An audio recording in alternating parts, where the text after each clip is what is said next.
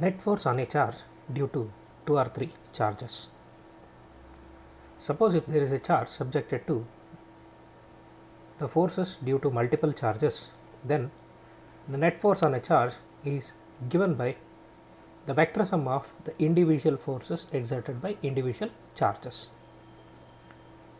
So, if Q is the charge on which charges Q1, Q2, Q3, all these things are exerting force, then the net force on Q will be vector sum of the individual forces exerted by all the charges. So, that is what we call it as principle of superposition.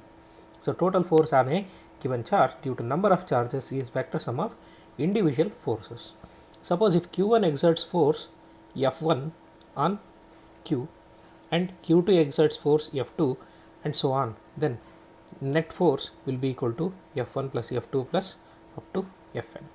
So, it should be vector sum. Force is a vector, we have to add them vectorially, that means we have to add directions also. So, this is just a recollection.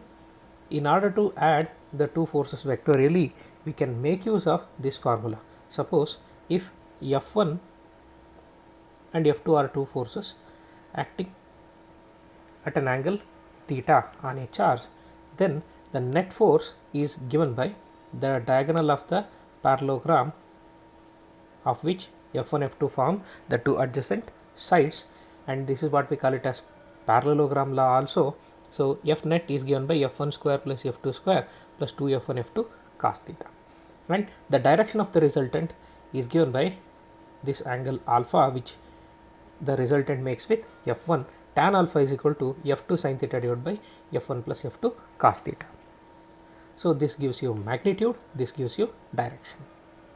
Now, let us take up one example to understand the vector sum of forces. 4 charges are arranged at the corners of a square ABCD as shown in the figure. The force on the charge kept at the center O is 0 along the diagonal AC, along the diagonal BD, perpendicular to the side AB. So, suppose if I place a charge Q here, notice one thing, it is a square. So, distance of the charge at the center O is equal from all the charges. So, this distance, this distance, this distance, this distance, any distance you take, it will be equal. Now, the force between the two charges is given by K Q Q by R square.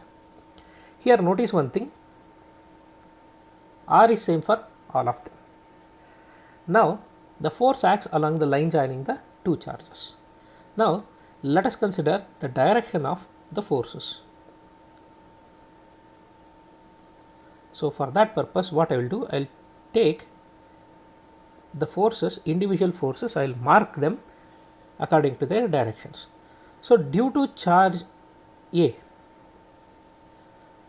if the charge at O, that is what we called it as Q, if it is positive charge, let us assume this to be positive charge, then the force due to charge at A will be in this direction. This I will call it as F1. Then force due to charge at C, this is also positive, this is also positive, so it will be repulsive force. So, force will be along this direction. Notice one thing, this charge is also Q, this charge is also Q, these two distances are equal. So, if this force is F1, this is also F1. So, F1, F1 both act at the same point in opposite direction, so they get cancelled. So, along AC there is no force. So, this is what we can conclude, the first thing. Next, coming to charge at B. If this is a positive charge, due to this positive charge, the force on this will be along this direction. So, this I will call it as F2. Now, if we consider charge at D, this is a negative charge, but this is also 2Q, this is also 2Q. So, magnitude of these two forces will be equal, but the direction will be different. Since this is negative charge and we have assumed this to be positive charge, so this charge will attract this charge. So because of that, what happens? So another force will be acting in the same direction, that will be F2. Now this F2 they don't get cancelled, they get added up. So net force will be along this OD, or according to the option should be along BD. OD is just the extent, just a part of BD. So this is how we can find the direction. So it should be option C.